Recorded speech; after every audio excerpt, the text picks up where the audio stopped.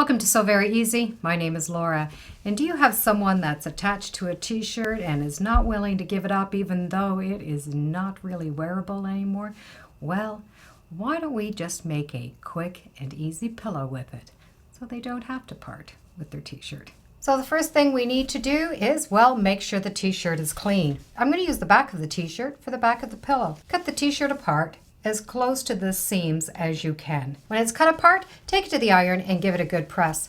Iron it from the back side, and that way you won't have any chance of damaging the picture with the heat of the iron. The next thing we need to do is decide the size of the pillow we're going to make and the shape that we're going to make. And the best way to do this is with a piece of wax paper. I'll take the wax paper and I'll make some areas that I know that I don't want to cut into. So I've outlined the picture on the wax paper. Now I'm able to take the shirt off. I'll be able to decide what kind of shape I want.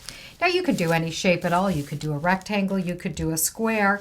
I want to try to see if I can continue this circular shape. It's important that you put some kind of a stabilizer on the t-shirt before you cut it.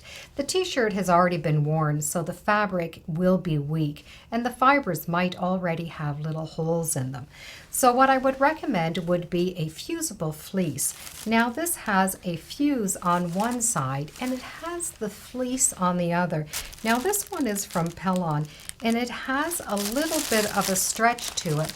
So it's going to still keep that stretchy as the t-shirt, but it's going to have it keep its shape and it will give it a lot more years of wear. Cut out 2 pieces of the fusible fleece from your pattern and leave a generous seam allowance all the way around because you're going to want to be able to trim it down to the exact size that you're going to want. And following the directions of your fleece, fuse this onto the shirt front and the shirt back.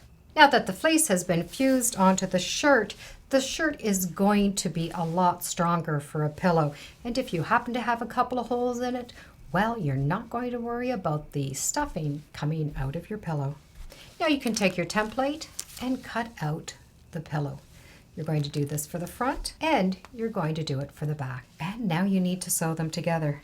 Match up your edges and sew around the pillow, leaving a small opening so that you're able to turn it right side out to stuff it.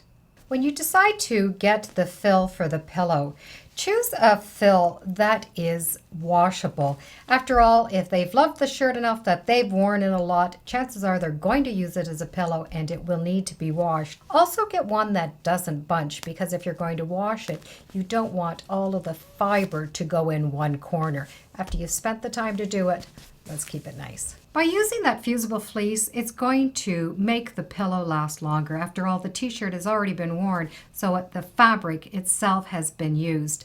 And it's going to make it stronger, loftier, and, well, it just gives it a nice look when it's finished. Now, you can make these in any size, and you can make them for anybody. You might even have one yourself that you'd like to do. Thank you for joining me today on Sew Very Easy. Feel free to subscribe, and as always, come on back. Let's see what we're sewing next time in the sewing room. Bye for now.